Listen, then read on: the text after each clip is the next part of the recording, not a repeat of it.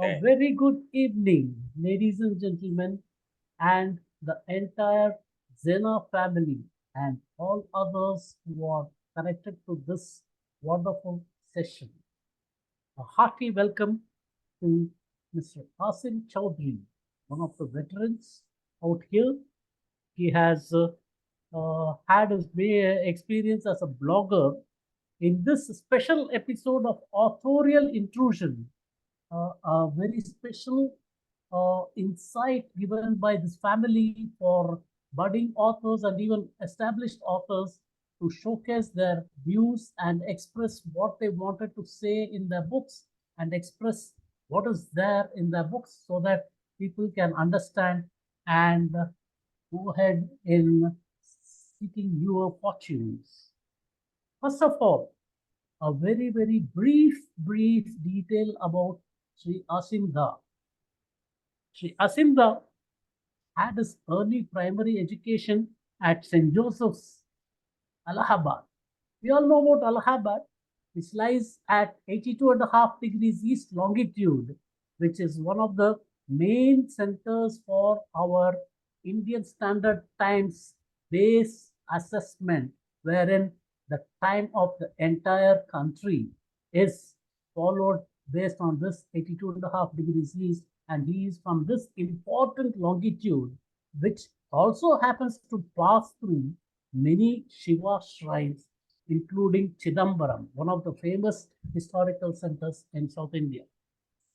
Sri Ashim Choudhury was an Air Force corporal. He was an Air Force corporal who had been taking care of the entire Air Force commandos and a great deed for the entire nation, sharing our borders and protecting us in various walks of life. His basic interest or keen passion is on journalism and cartooning. And he has been in the media and communication. I'm sure he has been even in the, correct me if I'm wrong, sir, you had been in the media and communication with UN for food and agriculture. And you had also been a PIO, first information officer at the UN, serving at Liberia and Sudan in South Africa. I also understand that you are an avid storyteller and keen to hear many such stories from you. You are the sort of your passion is to be just like a Marco Polo going out on a traveling adventure all over the world and be a globetrotter. And your self-propelled keenness in environment and in landscaping has enthused many all around. This reminds me of Wordsworth's many poems. Wordsworth is a wonderful nature lover, and many of his poems, like the daffodils and the solitary reaper, keep on ringing in my ears whenever I see about the word environment and the nature, the beauty of the all and end all of life and things like that. It just keeps on ringing on my ears about the beauty of the entire nature. I understand you have been a very keen blogger. I happen to read a few of your blogs. One is, if I'm not mistaken, it's called the Riding on a Tiger Survivor. And one more interesting blog is on the about the spring waters. I don't know. I forgot the name of the village which you wrote about it. The spring waters in which the entire this was in Pithoragarh village. And the entire village had got a wonderful supply using the spring waters. Hats off to you, sir, for bringing out and highlighting these noble instincts and impacts of life. You have been an avid storyteller and a great author. As an authoritarian, as an authoritarian of writing, I would like to say hats off to you for getting a wonderful comment from none less than Shashi Tharoor in this book, The Sergeant's Son, in which Shashi Tharoor has mentioned, sometimes lyrical and written with philosophical insight. This is the comment which he has written about the book, The Sergeant's Son, which you are going to speak about today, I think. So now the stage is all set for you to share your insights, and also please highlight more about your personal life in between before starting. And first of all, and give you an opportunity for this. As such, we are delayed, so I am not. I am Swaminathan Murli, a member of the Zena family, and I am also an avid writer. I have published around 12 books, and mostly non-fiction and poetry. And thought Rajiv has rightly chosen me to be sort of a host for this particular session. Thank you, sir. The mic is up to you, and the stage is all yours. Let's hear from the horse's mouth about your experiences. Over to you, sir. Thank you, Murli, for the great introduction. I'm not sure if I deserve so much, but here to the people who might be seeing, this is the book, and this is my debut novel, in fact. The Sergeant's Son. Well, I'll start about how I happened to write the book. Well, the first time I got to the idea of writing the book was perhaps sometime in 1977 or 1978. I used to be in the Air Force, and I was in the Air Force very reluctantly. I was reluctant. I didn't want to be there. So much of the time I kept to myself very often. And I also spent a lot of time in the library there, reading books. So that was my window to the world. So one of the books I had read there was Dom Moraes' book called My Father's Son.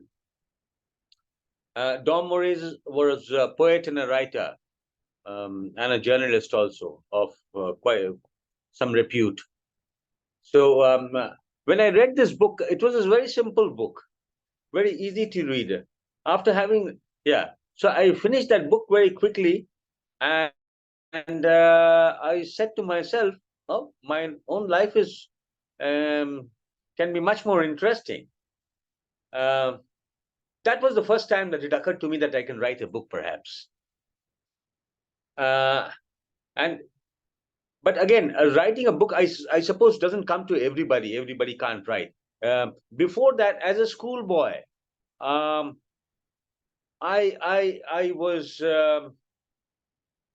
came to the belief that I can write. I am capable of writing. How it happened? Well, it happened one fine day when I used to get good marks in my essay writing class. So one day when the teacher was giving out the books, she gave out my book and she read out my marks, and she also scolded me, saying, telling me that where did you copy this essay from? So I had to kind of counter her, and I was kind of very shocked by my teacher telling me this. But that day, at the back of my mind, I realized that perhaps I write well.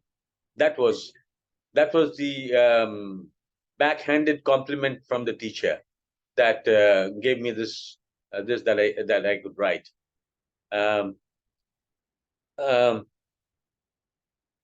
Now this, and again, after Air Force, well, the next 15 years I spent in the Air Force. I often thought about writing the book. I'm not sure if I actually started writing the book, but after I left the Air Force, I got into journalism.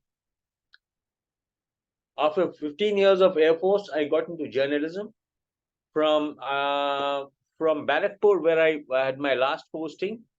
I came all the way to Delhi, and I was able to join the Indian Express, where I spent a couple of years. And after that, after 2 years with the Indian Express, I joined the UN. And this was the UNDP, United Nations Development Program. At the UNDP, I had an English boss, Mr. Peter Godwin. Yeah. So Peter Godwin, yeah, okay. I'm sorry. Peter I had a laptop to myself. Peter had given me a laptop to work in the office, in my office. So I told Peter was also a good friend of sorts. So I told Peter that I have this plan to write a book and all that. And Peter knew that I was a journalist, I was a writer anyway. So he gave me permission to take the laptop home. That's how I started writing the. It all began with the laptop. I started actually writing down the book. I don't know whether it took me a year or 2 years. I think within a year I had kind of finished the first draft. But the advantage of having it on a laptop meant that I could change things every now and then. I don't quite remember how many times I might have done the editing and putting things here, taking out something and all that. That editing bit I carried on doing. By 1990, 1990, that was the laptop was I had with me in 1995. I think it was 1995. By 1996, I was with the UNHCR, UN High Commissioner for Refugees. By the time my laptop had changed, I was at a computer now in my new office. And Shashi Tharoor, that's how Shashi Tharoor comes into the picture. Are you there, Murli? Are we? When I was with, when I was with, are you there? Yeah, I'm there pretty much. Very much there, sir. Very much there. Okay. When I was, yeah, when with, yeah, when I was there with the UN High Commissioner for Refugees, that is the time Mr. Shashi Tharoor was in town. Shashi Tharoor, he had come down along with the Secretary General on a visit to India. Secretary General was Kofi Annan, and Shashi was a special executive of his team. So I had part of my manuscript I had sneaked into Shashi's hands and asked him to review it. He was a busy man. I didn't expect him to respond to that. So weeks went by, months went by, and I forgot about it. So after about a couple of months or so, there was a response from Shashi. He sent me back the manuscript with his note, and which was very, yeah, he said very good things about him, and he had a few suggestions as well. That's when I started finally kind of reviewing my book and doing the polishing and all that. But again, even after this, this incident was 1977, 1997 or 98. UNHCR, I had left. Then I had gone away to Liberia in 2004. 2005, I came back from yeah, I was with the UN mission there in Liberia, UN mission in Liberia. 2006, I came back. I came back to India, and again, I was kind of looking around. I got a break with the UN mission in Sudan. So I went all the way to Khartoum. So I was in Khartoum for a couple of years, after which I came back to India. I didn't have much to do, so I was thinking of getting this book published. That's how the publishing happened. That's how finally I found, in fact, a friend of mine found out a publisher for me. somebody from Rupa. And well, then that's how it all happened. So you would like to know what this book is all about. Um, well, the long and short that this is the story of a little boy. The story of a little boy who is an artist, uh, who wants to become an artist, um, but in the end he doesn't get to be what he wants. Uh, it's a sad it's a sad story in a sense. Uh, it is also the story of, I would say, it's a story of the time of the 60s and 70s, what life was like those days. Um, children now have everything, whatever they want, they get it. The days then were very different. Parents were very different. Parents were very strict. So this is also a chronicle of life in the 60s and 70s. This book. It The book is mainly divided into two chapters. Chapter one is about the life in Mumbai.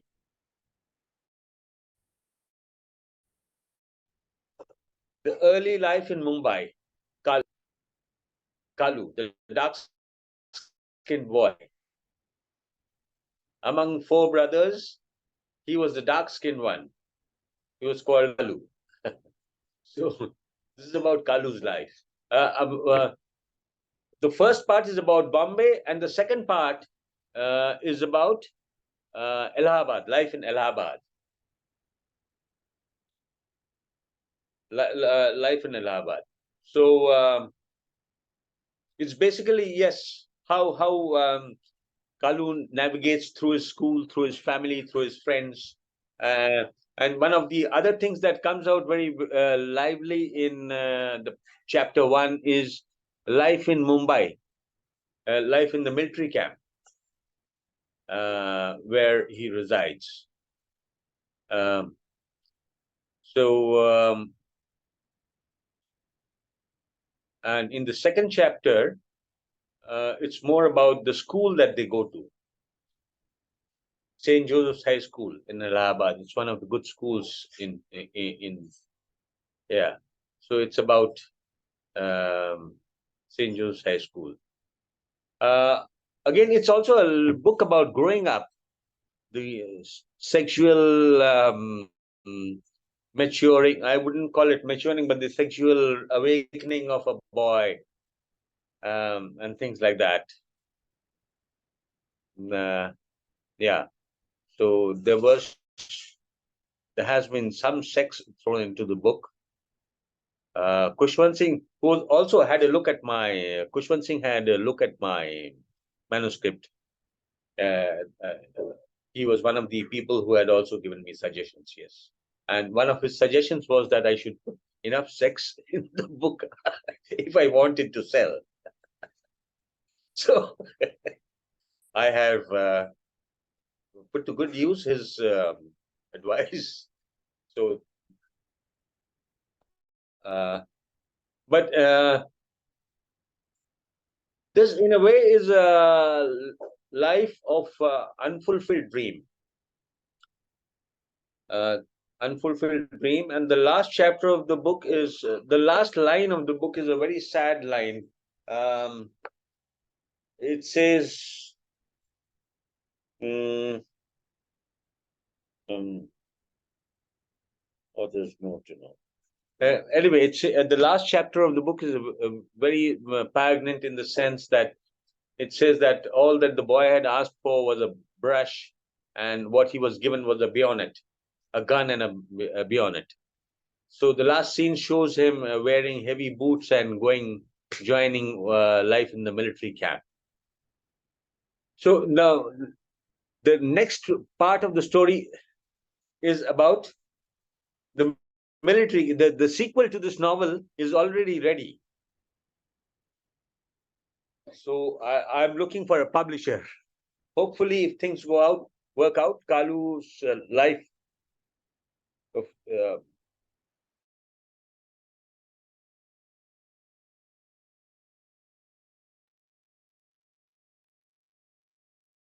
There's a cut.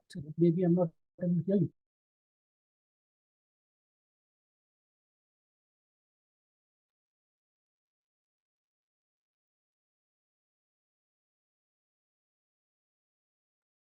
Rajiv, are you able to hear me? Suddenly there's a cut.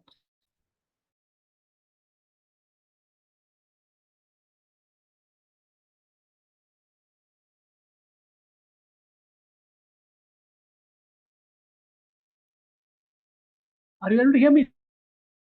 Sir? Not able to hear you.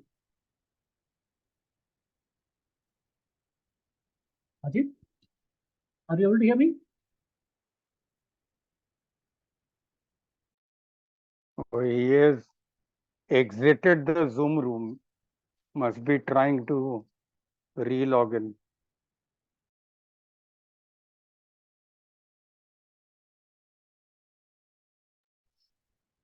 In fact, I thought of talking to him how to do self-publishing. He's been struggling for a publisher for quite a long time. I've been doing the self-publishing, so future things I think that we of help to him.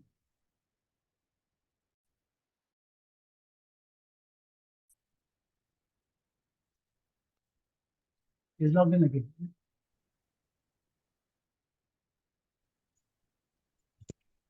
Good evening, Ashim sir. You're logged in again.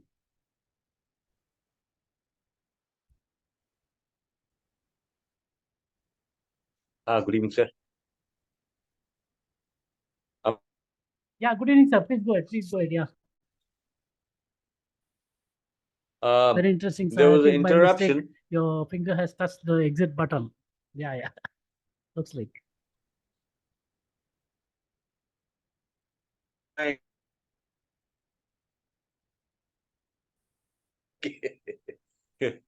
No, it's okay. Yeah, it's okay. It's okay now. Please go ahead. It's okay now.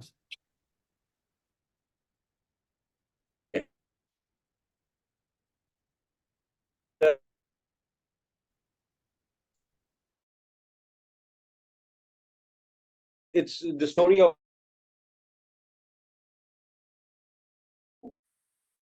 who's the main protagonist. There is his mother, Basanti. There is his father, strict man. His name is Samar. These are two characters who are well-rounded. And the other interesting character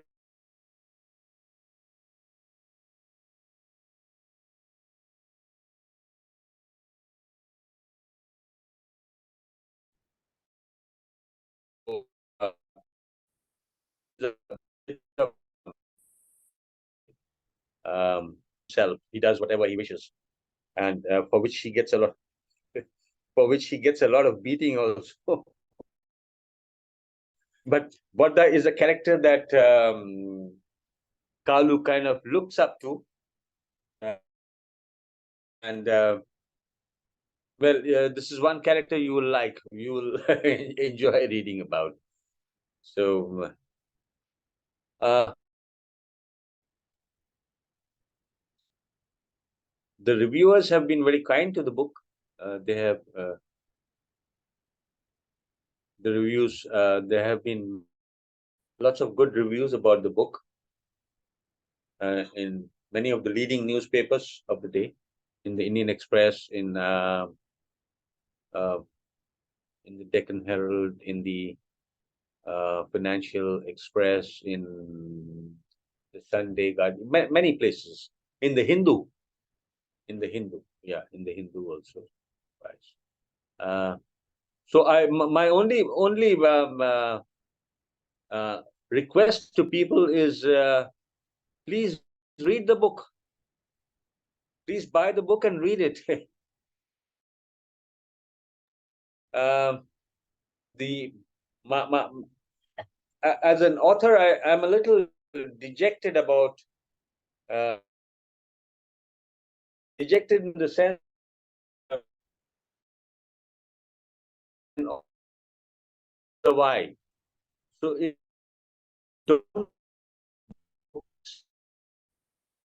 they don't read books,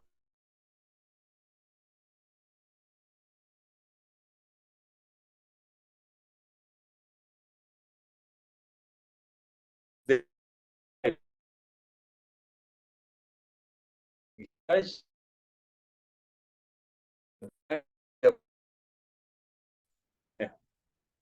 I mean, authors are not doing very well economically. I think that needs to change. If I had to survive on my book, I would be dead by now.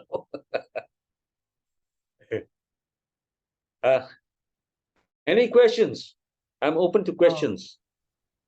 Sir, congratulations, first of all, for bringing out this such a wonderful, wonderful novel. And I understand you've been struggling to publish. I also had some initial teething problems. I took a guidance from one of the professional teachers, and I've started self-publishing my books. Self-publishing in KDP, Kindle Direct, and I've been able to do ebook, paperback, and hardcover versions of all the books. And I have been able to, I have published 12 books so far. This year, I have a resolution of a book a month. And till May, I have published 5 books this year itself. So I'm able to write it that fast, and mainly on non-fiction, I do scribble a lot. Look, So I thought I'll give.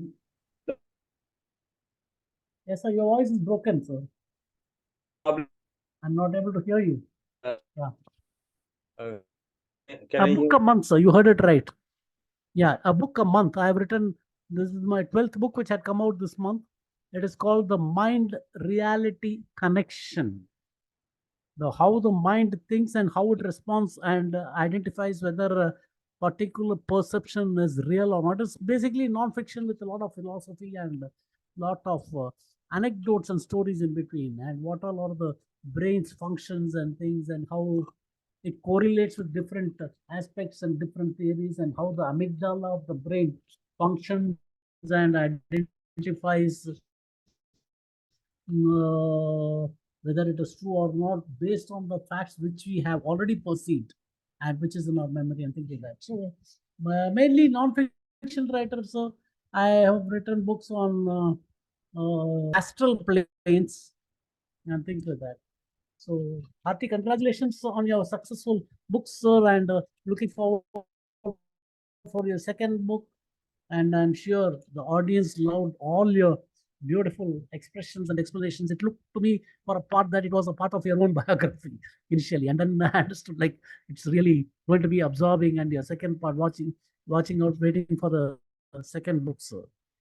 Good luck to you, sir, and all the best for with many more wishes. And I thank Rajiv for giving me this opportunity, and the entire Zena family for this wonderful, wonderful new venture of authorial intrusion, which is a part of this entire sort of gamut of activities which is coming up in the Zena family. I have recently joined within about 2-3 weeks back, and I thought I'll be adding a lot of inputs and inputers in this group. And Rajiv has rightly pointed out that I should be one of the hosts for this particular session. Probably he's evaluating me in my process and things like that, and it's fun for me to do all these activities and things like that. All the best, sir. Good wishes to you. Thank you, Rajiv. I'm closing off.